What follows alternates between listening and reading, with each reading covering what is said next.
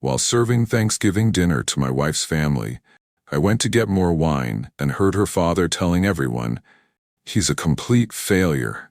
His little tech startup will never amount to anything." I stood there frozen in the hallway, the bottle of Merlot in my hand catching the warm glow from the chandelier above. His voice was confident, almost proud, like he was doing everyone a favor by stating the obvious. I stood there, stunned, hearing their quiet nods and laughter. That was the moment the knife twisted, not because I was surprised, but because part of me had expected it. I quietly returned with the wine and smiled. He didn't miss a beat, kept talking like he hadn't just gutted me in front of my in-laws. The others glanced at me awkwardly. Some cleared their throats, most just ignored it. The turkey was still warm, and no one wanted to ruin Thanksgiving over a startup. I said nothing.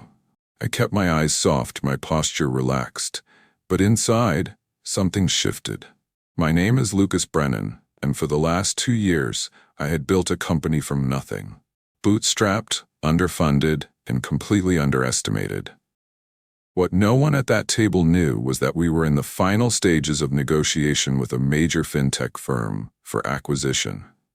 A deal that would put me in a very different seat, financially, reputationally, and personally. 3 days later, when my company got acquired for $12 million, well, let's just say the next bottle of wine was on me. But let me take you back. Not just to that dinner, but to everything that led to that moment. Because what happened wasn't luck. It was a war fought quietly, behind screens and spreadsheets. This is a story about what happens when you play the long game, when patience meets power, and when someone who calls you a failure learns exactly what you're made of. Charles never liked me. From the first day I met him, he made it abundantly clear that I wasn't husband material for his daughter Emma. Not because I treated her poorly, he admitted I was respectful, but because I didn't fit into the world he had crafted in his head. His world was full of suits, golf outings, and hard assets. He had built a trucking logistics empire, sold it in his 50s, and retired into a life of luxury and judgment. What he couldn't understand, he dismissed. And what he dismissed, he made fun of. Every family dinner was an unspoken contest, with Charles always performing for his family. "So, Lucas," he'd begin, carving his steak with precision, "how's your little project? Still playing tech wizard in coffee shops?" Emma would wince every time, but she never intervened. Charles had always dominated their household. She loved him, feared him, and hated to pick sides. It wasn't just words.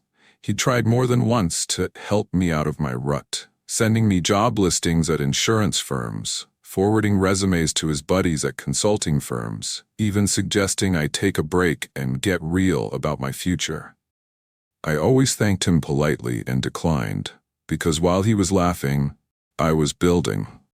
My co-founder Layla and I were buried in code. Our startup, Quantisite, had finally cracked a key insight about behavioral clustering in financial data. We weren't flashy, we didn't make headlines, but we had something real. 2 pilot clients were showing incredible returns on predictive models we'd built. We were close, dangerously close to something massive, but timing mattered. We couldn't announce too soon. So I smiled through Charles' attacks.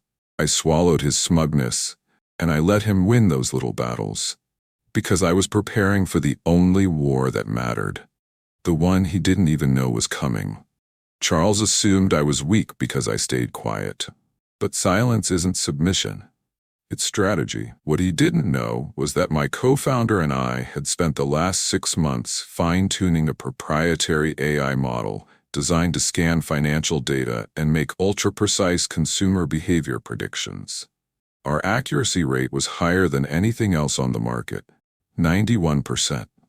We'd already begun whispering with 2 mid-tier banks, and they were whispering back with money.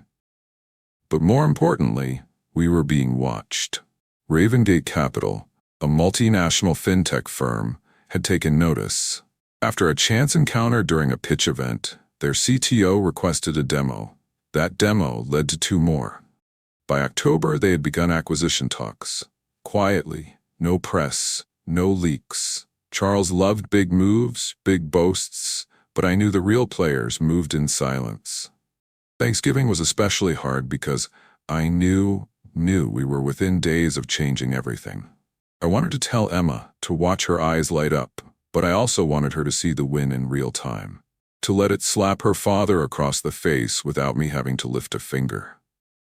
That weekend, I stayed up finalizing the technical appendix of our model specs while everyone else watched football in the den.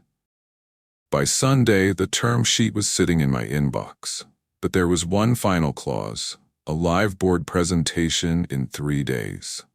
If we could explain how our tech could integrate into Ravengate's systems and reduce their loss ratio by even 10%, they'd sign.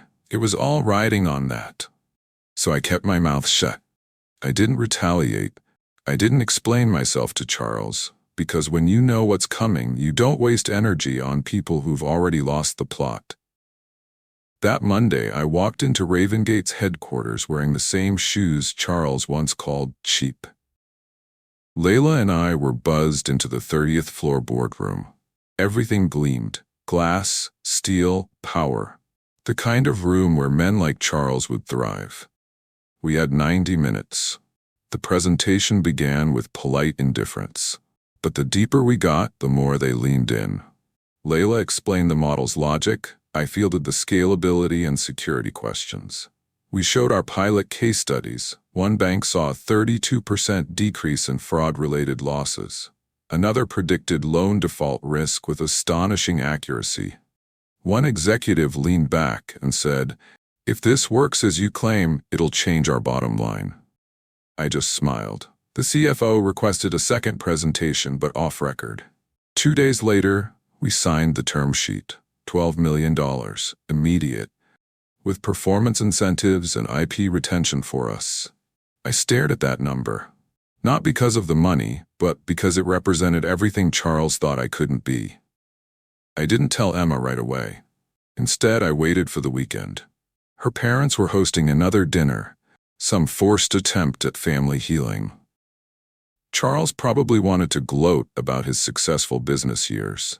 I accepted the invitation with a quiet excitement, not for revenge, but for resolution. The evening was exactly what I expected.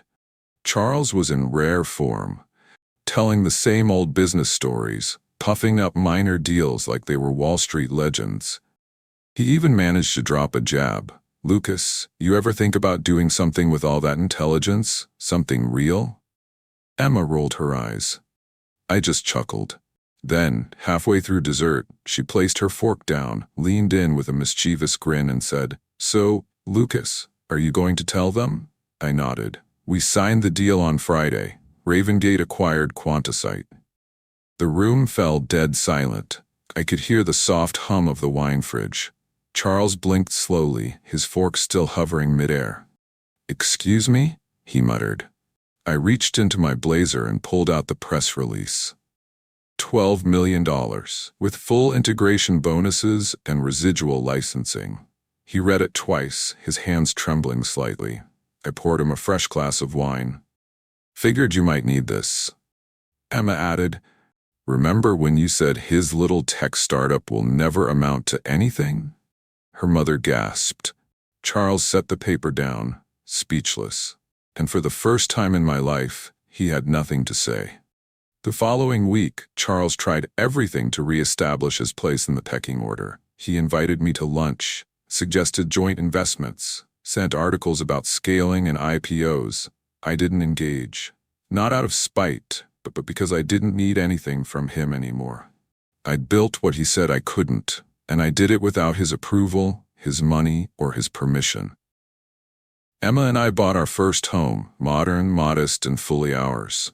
Layla took a month off to travel. Our team expanded, and I took a quiet advisory role, mentoring the next generation of rebels and risk-takers. As for Charles, he remained a relic, a once powerful man now humbled by something he never saw coming. One evening, we hosted a small dinner at our place. Charles came, dressed in forced humility. He stood awkwardly by the window, sipping wine. Eventually, he walked over and said, "You did well, son." I looked him in the eyes, nodded, and said, "Thanks." Because sometimes the greatest revenge is letting someone live long enough to witness your success. And sometimes, the loudest victories are won in silence.